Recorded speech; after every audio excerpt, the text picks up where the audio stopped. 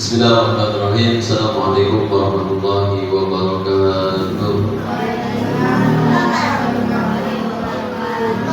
Dan syukurillah alhamdulillah, pada sore hari ini kita semua senantiasa diberikan kesehatan Allah Subhanahu wa taala sehingga kita masih bisa berkumpul di Yayasan Cahaya Mutia Sejahtera ini dalam rangka kita sama-sama kirimkan doa-doa khusus untuk para donatur kita. Kita doakan senantiasa Allah beri kesehatan, Allah balas dengan berlipat ganda, diberikan umur yang panjang, berikan keberkahan kehidupan yang amin ya Allah ya Rabbal Alamin. Ya, mari kita mulai saja yang diberikan doanya. Dimohon khusyuk, aminkan, ya, dilarang bercanda, ya, nggak boleh pulang balik ke sana ke sini, fokus, ya, agar apa? Ketika kita khusyuk dalam berdoa, niat kuat dalam berdoa, insya Allah, ya, Allah akan kabulkan. Ini yakin. Tetapi kalau kita bercanda, berdoanya bercanda, ya, bahan sana ke sini, ya, sia-sia doa kita. Ya, jadi yang harap, tolong diam, ya, duduk yang rapi, ya, nggak boleh bercanda, ya. Baik, kita mulai saja. Ala hadiyah wa muhammadin sallallahu alaihi wasallam wa ala alihi wa sahbihi wa azwajihi wa zurriyyatihi wa dzurriyyatihi kiram. Al-Fatihah. A'udzu billahi minasy syaithanir rajim. Bismillahirrahmanirrahim. Alhamdulillahi rabbil alamin. Ar-Rahmanir Rahim. Maliki yaumiddin. Iyyaka na'budu wa iyyaka nasta'in. Ihdinas siratal mustaqim. Shiratal ladzina an'amta 'alaihim ghairil maghdubi 'alaihim waladdallin. Amin. Summa ila hadrati amina lakum min hawa wa lidil anbiya'i wal mursalin wal malaikati muqarrabin wasyuhada'i was-salihin wal 'ulama'i al-aminin lillahi lahu al-Fatihah. A'udzu billahi minasy syaithanir rajim. Bismillahirrahmanirrahim. Alhamdulillahi rabbil alamin. Ar-Rahmanir Rahim. Maliki yaumiddin. Iyyaka na'budu wa iyyaka nasta'in. Ihdinas siratal mustaqim. Siratal ladzina an'amta 'alaihim ghairil maghdubi 'alaihim waladdallin. Mari kita baca surat Yasin. Yang belum bisa dimohon yang bercanda baca surah Ikhlas sebanyak-banyaknya. Kalau nggak bisa Ikhlas, baca sholawat Nabi. Dimohon yang bercanda. A'udzu billahi minasy syaithanir rajim. Bismillahirrahmanirrahim. Yasin wal Qur'anil hakim. Innaka laminal mursalin ala siratin mustaqim. Tanzilal 'azizir rahim. Litunzira qauman ma unzila aba'uhum fahum ghafilun. Laqad haqqal qawlu 'ala aktharihim fahum la yu'minun. Inna ja'alna fi a'naqihim aghlalan wa hiya ila al-adqani fahum muqmahun. Wa ja'alna min bayni aydihim saddan wa min khalfihim saddan wa ghashaynahum fahum la yubsirun. Wa sawa'un 'alayhim anzartahum am lam tunzirhum la yu'minun. إنما تنذر من اتبع الذكر وخشي الرحمن بالغيب فبشره بمغفرة وأجر كريم. موتى ونكتب ما قدموا وآثارهم وكل شيء أحصيناه في إمام مبين. واضرب لهم مثلا أصحاب القرية إذ جاء المرسلون إذ أرسلنا إليهم اثنين فكذبوهما فعززنا بثالث فقالوا إنا إليكم مرسلون. قالوا ما أنتم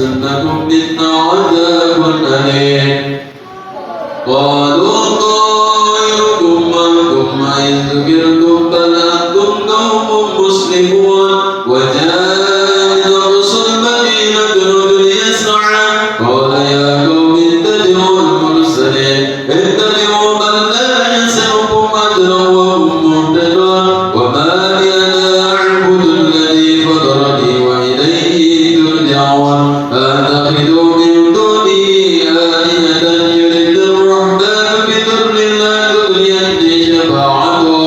عني شفاعتهم شيئا ولا ينقذون إني لفي ضلال مبين إني آمنت بربكم فاسمعون قيل ادخل الجنة قال يا ليت قومي يعلمون بما قضى ربي وجعلني من المقربين وما أنزلنا على قومه من قبله من جند من السماء وما كنا منزلين إن كانت إلا سيئة واحدة فإذا هم خالدون يا حسرة على العباد ما يأتيهم من رسول إلا كانوا به يستهزئون ألم يروا كم أهلكنا قبلهم من القرون أنهم إليهم لا يرجعون وينقلون ما سمعوا لدينا منظرون وآية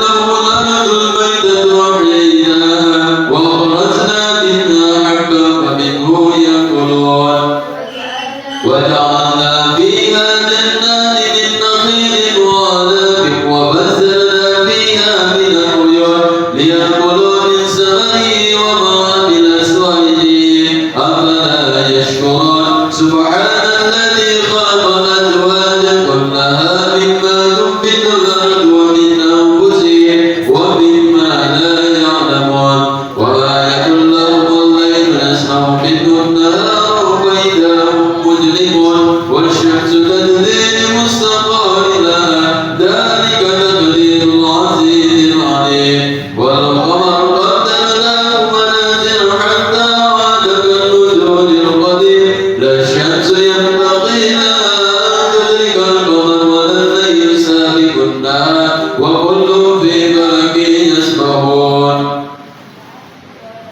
وآية لهم أنا عبدنا ذريتهم في الخلق مشهور وخلقنا لهم من مثله ما يركبون وإن نشأ نغرقهم فلا صديق لهم ولا هم ينقذون إلا رحمة منا ومتاعا إلى حين وإذا قيل لهم اتقوا ما بين أيديكم وما خلفكم لعلكم ترحمون وما تأتيهم من آيات من آيات ربهم إلا كانوا عنها معرضين وإذا قيل لهم أنفقوا مما رزقكم الله قال الذين كفروا للذين آمنوا أنطعم من لو يشاء الله أنعم إن أنتم إلا في ضلال مبين ويقولون متى هذا الوعد إن كنتم صادقين ما ينشرون إلا سيئة واحدة تأكلهم وهم يخصمون فلا يستطيعون توصية ولا إلى أهلهم يهدون وانفخوا في الصور فإذا هم من الناس إلى ربهم ينسلون قالوا يا ويلنا فبعثنا من مرقدنا هذا موعد ربنا وصدق المرسلون إن كانت إلا سيئة واحدة فإذا هم جميع لدينا منظرون فاليوم لا تظلم نفس شيئا ولا تجزون إلا ما كنتم تعملون إن أصحاب الجنة اليوم في سبل فاكهون وأزواجهم في ظلال على الأرائك متكئون لهم فيها فاكهة ولهم ما يدعون سلام كون من رب رحيم وامتازوا اليوم أيها المجرمون ألم أهد إليكم يا بني آدم أن لا تعبدوا الشيطان إنه لكم عدو مبين وأن اعبدوني هذا الصراط مستقيم ولقد ضل منكم جبلا كثيرا أفلم تكونوا تعقلون هذه جهنم التي كنتم توعدون اصلوها اليوم بما كنتم تكفرون اليوم نختم على أفواههم وتكلمنا أيديهم ونشهد أرجلهم بما كانوا يكسبون ولو نشاء طمسنا على عينهم فاستبقوا الصراط وأنى يبصرون ولو نشاء لمسخناهم على مكانتهم فما استطاعوا مضيا ولا يرجعون ومن نؤمره نكس في الخلق فلا يعقلون وما علمناه الشعر وما ينبغي له إن هو إلا ذكر وقرآن مبين لينذر من كان حيا ويهيق القول على الكافرين أولم يروا أنا خلقنا لهم مما عملت أيدينا أنعاما فهم لها مالكون وجعلناها لهم فمنها ركوبهم ومنها يأكلون ولهم فيها منافع ومشارب أفلا يشكرون ومن دون الله آلهة لعلهم ينصرون لا يستطيعون نصرهم وهم لهم جند مهضرون فلا يحزنك قولهم إنا نعلم ما يسرون وما يعلنون أولم يرى الإنسان أنا خلقناه من نطفة فإذا هو خصيم مبين وضرب لنا مثلا ونسي خلقه قال من يحيي العظام وهي رميم قل هي الذي أنشأها أول مرة وهو بكل خلق عليم الذي جعل لكم من الشجر الأخضر نارا فإذا أنتم منه توقدون أوليس الذي خلق السماوات والأرض بقادر على أن يخلق مثلهم بلى وهو الخلاق العليم إنما أمره إذا أراد شيئا أن يقول له كن فيكون وسبحان الذي بيده ملكوت كل شيء وإليه ترجعون صدق الله العظيم الله أكبر لا إله إلا الله والله أكبر بسم الله الرحمن الرحيم قل هو الله أحد الله الصمد لم يلد ولم يولد ولم يكن له كفوا أحد الله أكبر لا إله إلا الله والله أكبر بسم الله الرحمن الرحيم قل أعوذ برب الفلق من شر ما خلق ومن شر غاسق إذا وقب ومن شر النفاثات في العقد ومن شر حاسد إذا حسد الله أكبر لا إله إلا الله والله أكبر بسم الله الرحمن الرحيم قل أعوذ برب الناس ملك الناس إله الناس من شر الوسواس الخناس وفي صدور الناس من الجنة والناس بسم الله الرحمن الرحيم ألف لام ميم ذلك الكتاب لا ريب فيه هدى للمتقين الذين يؤمنون بالغيب ويقيمون الصلاة ومما رزقناهم ينفقون والذين يؤمنون بما أنزل إليك وما أنزل من قبلك وبالآخرة هم يوقنون أولئك على هدى من ربهم وأولئك هم المفلحون وإلهكم إله واحد لا إله إلا هو الرحمن الرحيم الله لا إله إلا هو الحي القيوم لا تأخذه سنة ولا نوم له ما في السماوات وما في الأرض من ذا الذي يشفع عنده إلا بإذنه يعلم ما بين أيديهم وما خلفهم ولا يحيطون بشيء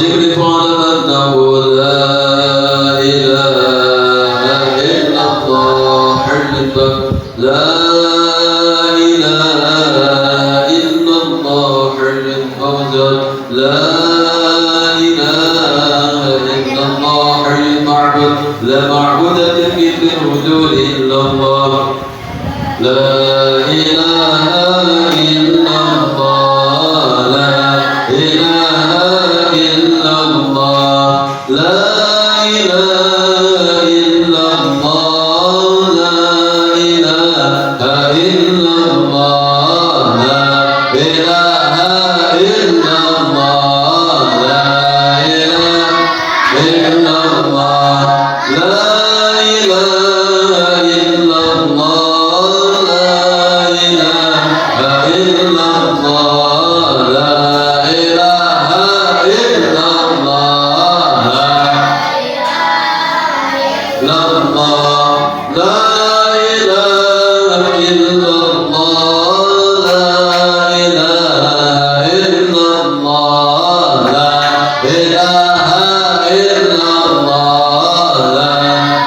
إله إلا الله لا إله إلا الله لا إله إلا الله لا إله إلا الله محمد رسول الله صلى الله عليه وسلم كلمة بين الله وعلينا نقول وللرسول إن شاء الله تعالى من الآمنين والكرام إن الله وملائكته يصلون على النبي يا أيها الذين آمنوا صلوا عليه وسلموا تسليما والحمد لله رب العالمين.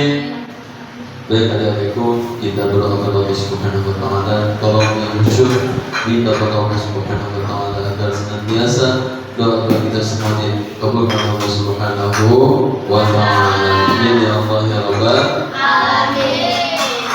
A'udzu billahi minasyaitonir rajim. Bismillahirrahmanirrahim. Astaghfirullahaladzim, astaghfirullahaladzim, astaghfirullahaladzim. Alhamdulillahi rabbil alamin, hamdan syakirin, hamdan na'imin, hamdan yu'afiyan bil-kafi mazidan. Allahumma salli ala sayyidina Muhammad wa ala ali sayyidina Muhammad. Salatan nabtina biha min jamil ahwal wal afat, wa nabdilana biha min jamil hajat, wa tutahhirna biha min jami'i sayyiati Allah, wa tarfa'na biha inda qur'anil darajat, wa tuqaddimuna biha sahbana khairan الحياة وبعد الممات. اللهم اغفر للمسلمين والمسلمات والمؤمنين والمؤمنات الأحياء منهم والأموات إنك سميع قريب مجيب دعوة يا قاضي الحاجات. اللهم افتح أبواب الخير وأبواب البركة وأبواب النعمة وأبواب السلام وأبواب نور الهداية. اللهم طول أمورنا يا الله وحسن مقاصدنا ونور قلوبنا. ربنا ظلمنا أنفسنا وإن لم تغفر لنا وترحمنا لنكونن من الخاسرين. اللهم أرنا الحق حقا وارزقنا اتباعه وأرنا الباطل باطلا وارزقنا اجتنابه. نسألك رضاك ونعوذ بك من سخطك والنار. اللهم اغفر له وارحمه وعافه واعف عنه. اللهم اغفر لها وارحمها وعافها واعف عنها. اللهم اغفر له وارحمه وعافه واعف عنه. اللهم لا ترنا اجرهم ولا تفتنا بعدهم واغفر لنا ولهم. ربنا هب لنا من ازواجنا وذريتنا قرة اعين اماما يا الله. رب اجعلني مقيم الصلاة ومن ذريتي ربنا تقبل بما لا اله الا انت سبحانك اني كنت من الظالمين. يا الله بها يا الله بها يا الله بحسن الخاتمة. يا الله بها يا الله بها يا الله بحسن الخاتمة. يا الله بها يا الله بها يا الله بحسن الخاتمة. ربنا يا الله آتنا في الدنيا حسنة وفي الآخرة حسنة وقنا عذاب النار. سبحان ربك رب العزة عما يصفون والسلام على المرسلين والحمد لله رب العالمين. سيد الفاتحة. بسم الله الرحمن الرحيم. الحمد لله رب العالمين الرحمن الرحيم مالك يوم الدين. إياك نعبد وإياك نستعين اهدنا الصراط المستقيم صراط الذين أنعمت عليهم غير المغضوب عليهم ولا الضالين آمين. Subhanallahirrahmanirrahim. Alhamdulillah, sesudah bacaan surah Yasin dengan tahmid doa, mudah-mudahan doa kita semua senantiasa dikabulkan Allah Subhanahu wa taala, terkhusus untuk berenang kita yang telah berikan sebagian isinya pada kita akan senantiasa Allah balas dengan berlipat ganda. Amin ya Allah ya Rabbal alamin. Baik, teman-teman, di sini akan sedikit memberikan pelajaran, berikan tausiah ilmu yang memang mesti kalian terima. Karena apa? Kita seorang pelajar ditugaskan untuk belajar. Sama juga walaupun lulusan pesantren, lulusan ini tetap masih belajar. Menggali ilmu tuh gak hanya sampai lulus pesantren, enggak, sampai mati gali. Udah mati jadi gali, kita dikubur ya, kan? Jadi namanya ilmu, kalau kita cari ya hidup kita hampa tanpa ilmu. Ya, setiap yang kita lakukan harus dengan ilmu. Hati-hati. Innamal a'malu binniyat. Setiap yang amal kita lakukan, ibadah yang kita lakukan harus dengan niat juga. Nyari ilmu dibarengi dengan niat. Itulah seorang pelajar. Jangan seorang pelajar, kita pun sama. Ya, seorang orang tua mesti belajar. Enggak membeda-bedakan mau orang tua, mau anak-anak. Ketika kita belum bisa ngaji, minta ajarkan ngaji. Karena apa? Karena pada dasarnya kita hidup dunia ini gak lama, sementara. Sudah meninggal, selesai. Hidup kalian selesai. Di dunia selesai. Di akhirat kalian akan terus melewati rintangan-rintangan yang memang kita untuk meraih keberhasilan. Contoh, kita ingin melewati surga, kita harus melewati alam-alam yang kita memang mesti kita laksanakan. Alam hisab, alam mizan, alam sirat, alam barzah. Kemudian kita akan melewati alam yang istimewa, yaitu surga dan neraka. Kita pilih mana? Surga atau neraka, adik-adik? Surga. Semuanya pilih surga. Baik, dengarkan sedikit. Bismillahirrahmanirrahim. Dalam Al-Quran surat Al-Ahzab dijelaskan, ya. Bismillahirrahmanirrahim. Ya ayyuhalladzina amanu dzkurullaha dzikran katsiran wasabbihu bukratan wa asila. Ya ayyuhalladzina amanu, wahai orang-orang yang beriman. Perhatikan. Ya ayyuhalladzina amanu, wahai orang-orang yang beriman. Aku tanya, kalian beriman apa enggak? Kalian beriman apa enggak? Beriman. Kita umat Islam itu pasti beriman. Ya, ya kan? Ya ayyuhalladzina amanu dzkurullaha dzikran katsiran. Ingatlah kepada Allah dan ingat namanya sebanyak-banyaknya. Jadi kita itu seorang beriman harus terus ingat kepada Allah. Ala bizikrillah tatma'innul qulub. Ingatlah, hanya dengan Allah hati kita akan tenang. Kita banyak pikiran, kita stres. Tapi kalau mengingat Allah, astagfirullah. Ya. Kenapa dalam Al-Quran Allah itu maha segalanya, maha dari segala maha? Ada 99 dan Asmaul Husna itu dijelaskan dengan artinya, ya, dengan artinya. Allah maha pengasih, Allah maha penyayang, maha lembut, maha sabar, ya, memberi rezeki, memberi amanah. Allah semuanya ada. Tugas kita sebagai orang yang beriman itu harus selalu ingat pada Allah. Ya, setiap kita habis ngambil dosa, banyakin istighfar. Gimana? Astagfirullahaladzim, astagfirullahaladzim. Baca. Ingat, hanya dengan istighfar dosa kita akan diampuni Allah Subhanahu wa taala. Sebanyak apapun dosa kita, terus kita beristighfar pada Allah, Allah akan ampuni. Paham? Sampai dimakan ya, tapi telinganya perhatikan, ini apa nih? Ya, jangan sampai capek-capek ngomong, kalian paham. Enggak sampai gitu. Sebagai guru di sini akan membawa kalian ke jalan yang benar. ihdinas siratal mustaqim, tunjukkanlah kami ke jalan yang lurus. Dibenerin. Makanya kalau yang nggak paham bertanya. Dia lagi, kita sebagai orang yang beriman, ya harus terus mengingat Allah dengan sebanyak-banyaknya Allah. Habis sholat istighfar, dan habis sholat bilang Assalamualaikum, Islam. Siapa yang coba gitu? Hati-hati. Sedang kita habis sholat, karena sholat wajib itu kewajiban kita. Dosa apa kali-kali? Dosa apa kali-kali? Itu wajib.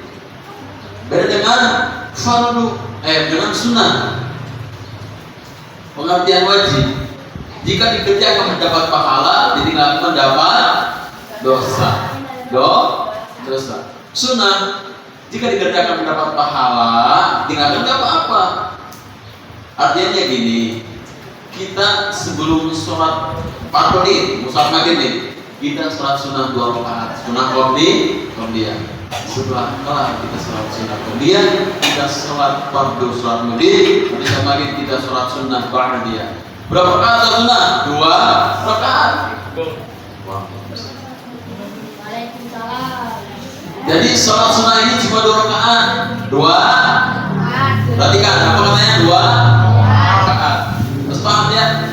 Ada sunnah, ada wajib. Hati-hati penjelasan. Ya. Nih, perhatikan.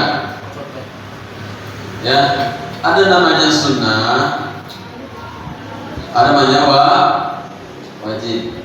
Sunnah apabila dikerjakan mendapat pahala,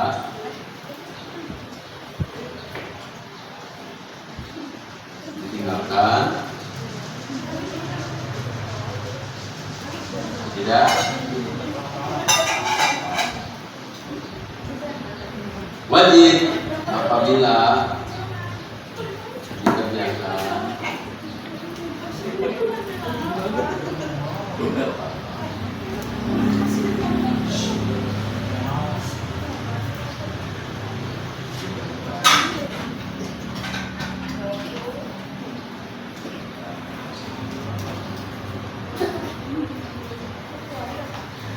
kelihatan nggak bisa dokter? Jadi mahal ini, profesor tulis. Ya. Sunnah, perhatikan. Sunnah apabila dikerjakan mendapat pahala, ditinggalkan mendapat apa? Kalau sholat sunnah itu banyak. Ada sunnah sunnah ba'diyah,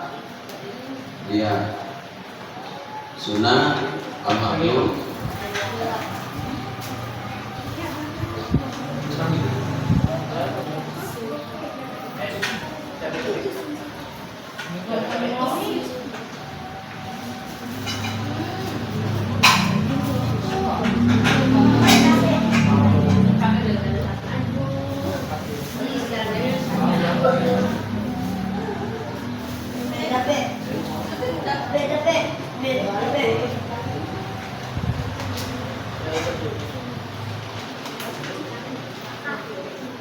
Nah, perhatikan. Ini sunnah banyak yang ada qobliyah, ba'diyah, tahajud, duha, istighfar dan yang lainnya banyak. Itu sunnah. Terserah kalian kerjain enggak, terserah. Beda dengan wajib. Subuh, zuhur, asar, maghrib bisa. Pertanyaan tadi sholat asar enggak? Tadi sholat asar enggak? Tidur.